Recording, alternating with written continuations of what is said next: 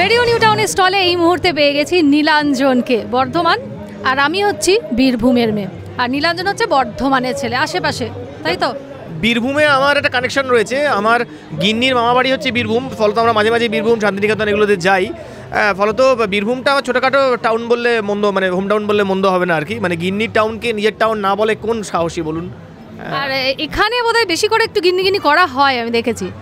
হ্যাঁ দেখুন, যে সবচেয়ে বড় ধার্মিক নয় সে সবচেয়ে বেশি ঠাকুরের নাম করে, বলো তো।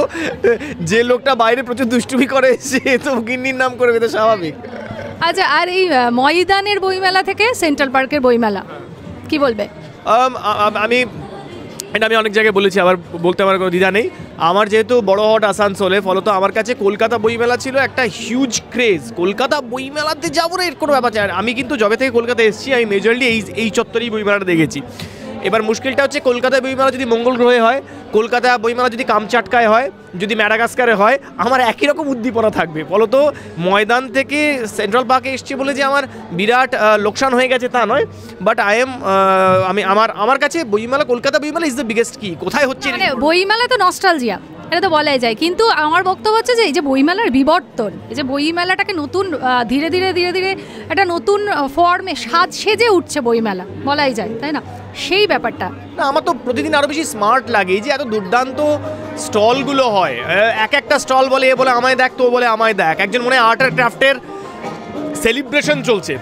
সল্টলেক এমনিতে আমার খুব পছন্দের জায়গা, New Town Salt Lake is very my, কারণ পার্কিংটা খুব সেফলি পাওয়া যায় আর রাস্তাঘাটে জায়গাগুলো থাকে, হ্যাঁ, খুব প্ল্যান্ড। তো আমার বইমেলা ভালোই লাগে, বিকজ এই নতুন এর রং আমি এত দেখি, এত রকম মানুষ দেখি, এত সুন্দর করে বইকে ঘিরে সেলিব্রেশনটা চলে, এটাই ভালো লাগে। আর এবছর কি পাচ্ছে লসাগু গসাগুর কত নম্বর এপিসোড আসছে এবার? এবং অবশ্যই লসাগু গসাগু কিন্তু বেশ মজার, কিন্তু খুব সিরিয়াস কথা বলা হয়, সেই ব্যাপারটা একটু দর্শক বন্ধুদের যদি বলে দাও। লসাগু গসাগু আমার লেখা মজাদার আর্টিকেলের বই।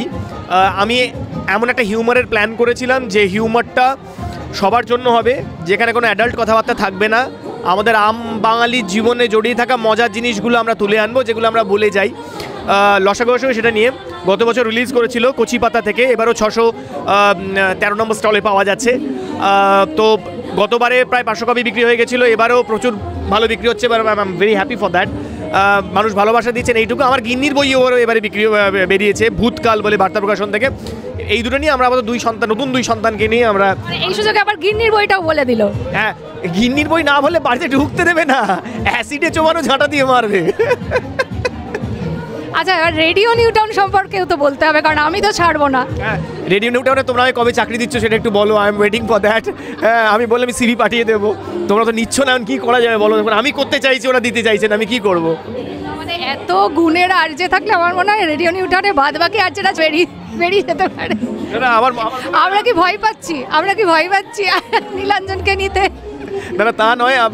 রেডিও নিউ টাউনের জন্য প্রচুর, on serious note, radio new টাউনে প্রচুর গুণী মানুষজন কাজকর্ম করেন, অ্যান্ড তাদের পারফরমেন্স আমার দেখতে ভালো লাগে। অ্যান্ড আমি এদের সঙ্গে আমার আনন্দের ঘটনা যে আমি এদেরকে চিনি, আমি এদের পরিচিত, এটা বলতেও তো একটা আনন্দ হয়। সেটাও একটা, এত গুণী মানুষদের চেনাটাও, তারা ভালো কাজ করুক এবং আরও দুর্দান্ত কাজ করুক। আর অ্যাপটা শোনা হয়, রেডিও নিউ টাউনের অ্যাপটা? রেডিও নিউ টাউনের অ্যাপটা আমি রিসেন্ট ইনস্টল করেছি, একদম খুব রিসেন্টলি ইনস্টল করেছি। ফলত এখন যে প্রচুর এক্সপ্লোর করেছি আমি এটা বলবো না, বললে খুব মিথ্যে কথা বলা হবে, কিন্তু ইনস্টল করা হয়েছে, অল্প টুকটাক শোনাটা শুরু হয়েছে, হোপফুলি ভবিষ্যতে আরও বেশি শোনা হবে। এটাই আমাদের বিশাল প্রাপ্তি। আর যে নীলাঞ্জন শুনছে, রাইটার নীলাঞ্জন শুনছে আমাদের রেডিও নিউ টাউন, আপনারাও শুনুন, আর শোনার জন্য অ্যাপটিকে ডাউনলোড করুন।